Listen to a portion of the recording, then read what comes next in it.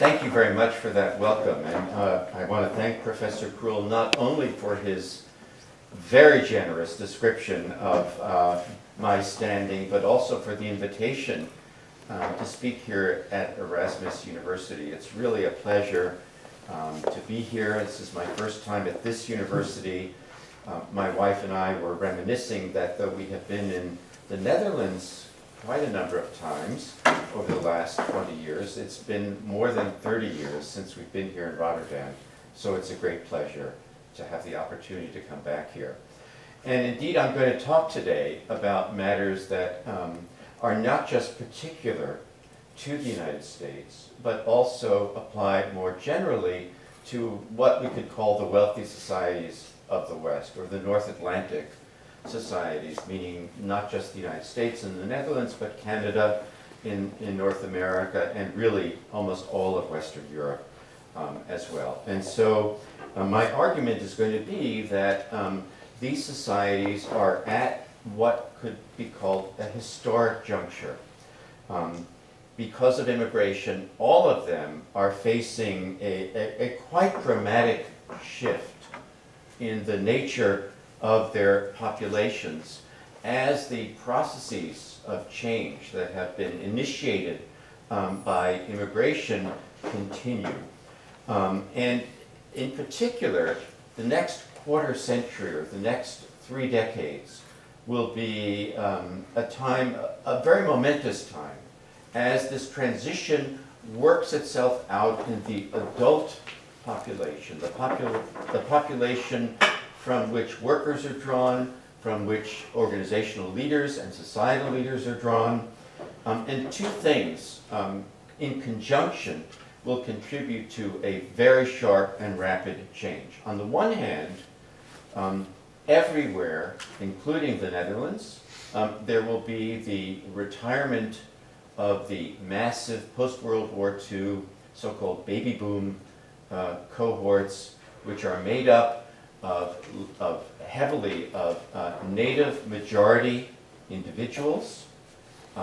These are also cohorts that experienced in many places the opening of higher education on a large scale to the population. So in short, there will be many people, highly educated people of native majority background, leaving the active years. At the same time, there will be the aging into maturity, into young adulthood of child groups that are currently very diverse and show a very prominent impact of recent immigration. So there'll be a great diversification, in other words, of people in their adult years. I'm going to contrast now a bit the situations in the United States and in the Netherlands. So in the United States, the upper graph, this is a population pyramid,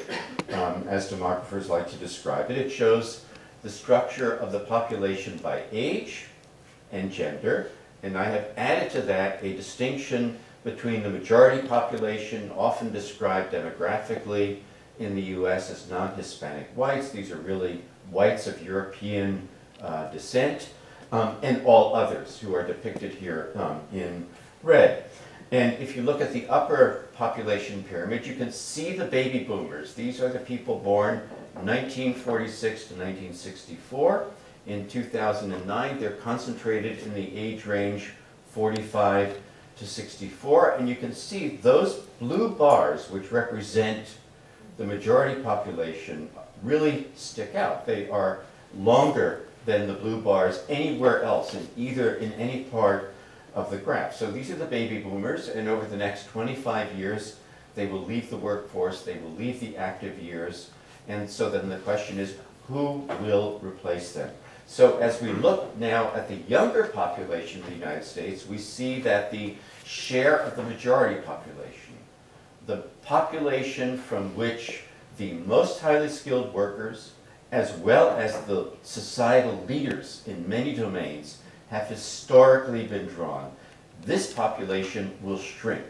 And you may have, in fact, paid attention a week ago to the news item that the US Census Bureau announced that last year, for the first time, the number of white children, white babies born, was a minority of all babies. So again, this is an indication of the shifts that are underway. If you look now at the lower population pyramid, this is a projection by the US Census Bureau. You'll see that in 25 years, we expect the society as a whole to come much more from minority backgrounds. This will happen as a combination of ongoing immigration. By the way, still about 1 million legal immigrants per year come to the United States, as well as the somewhat higher fertility of immigrant mothers then will produce shifts that we can see really throughout the age structure from older ages on down to children. And again, notice that relative to the baby boomers, that the population of whites in youthful ages will continue to shrink. There will not be a shrinkage overall among children, but there will be a shrinkage or a change in the composition of especially youthful age groups. Well, the Netherlands looks a little different. This is a similar population pyramid that I made for the Netherlands using data for 2010. And by the way, there's a kind of optical illusion here because of the way the age labels are placed. It makes it seem as if the bars for women are somehow shorter than the bars for men, but it's not true. It's fairly symmetric.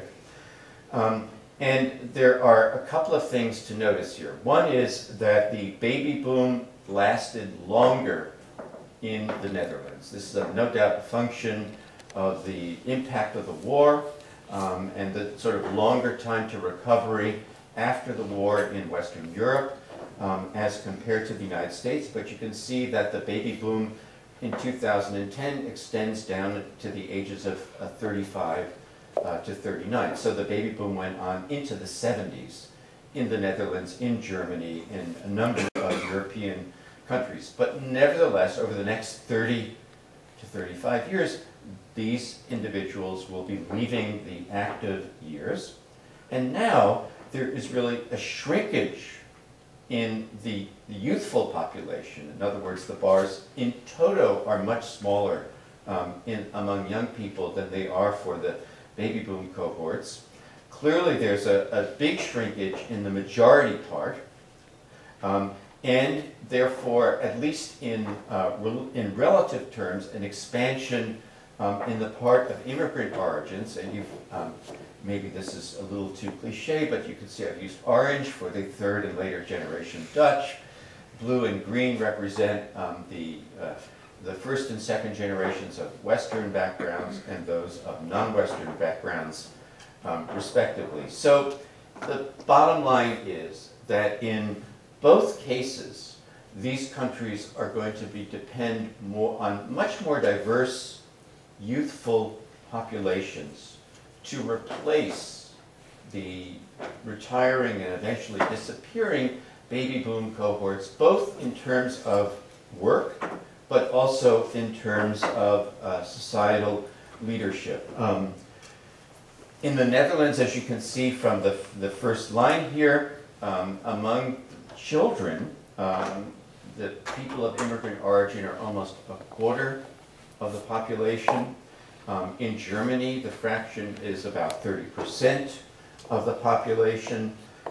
In France and England, it's a bit lower, but still quite significant at roughly a sixth of the population. And in Spain, which is a country of very recent immigration, where immigration really began on a large scale in the 1990s, today 1 in 4 babies born has an immigrant mother. So immigration is having a pronounced impact on the child populations throughout Europe, but also, of course, in the United States as well as in Canada.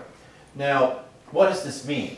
Well, certainly we need to recognize that not all immigrations are the same.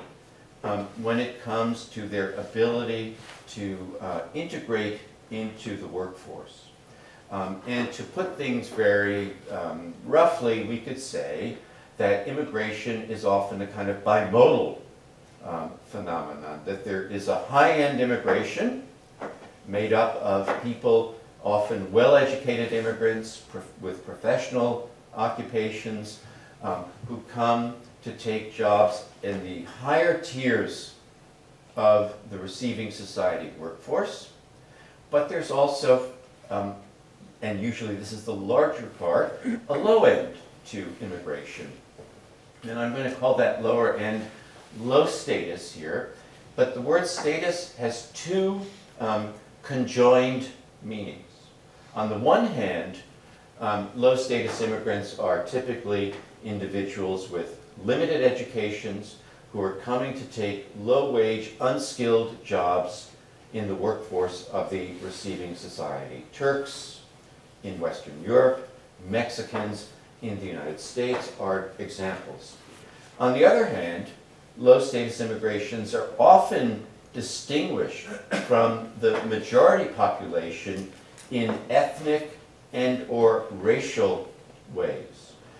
So that would certainly be true of Mexicans in the United States, who have occupied a minority position within American society for more than a century. I mean, really going back to the middle of the 19th century, when territory was conquered from Mexico, and people who were Mexican remained on that territory as it was incorporated into the United States. This is certainly true in many European societies, where we have individuals coming from former colonies and who therefore were in a colonial relationship to the majority population in their countries of origin, and B, where Islam has been a major line of social division in Western European societies. So in both cases then, both on both sides of the Atlantic, we see the phenomenon of large, low-status immigrations, which mean children growing up in circumstances that are likely to disadvantage them. Their parents have low educations by the norms of the receiving society, sometimes no educations.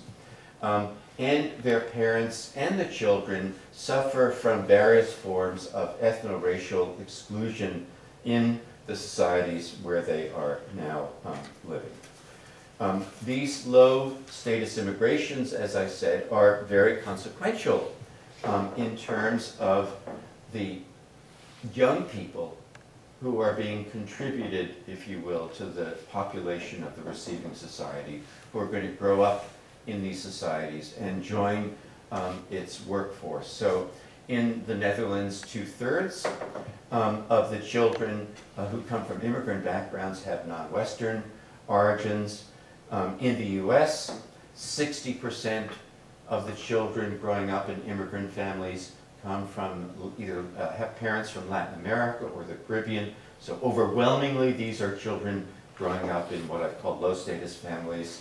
In France, half of the children in immigrant families have parents who've come from North or Sub-Saharan Africa. They too face well-known disadvantages.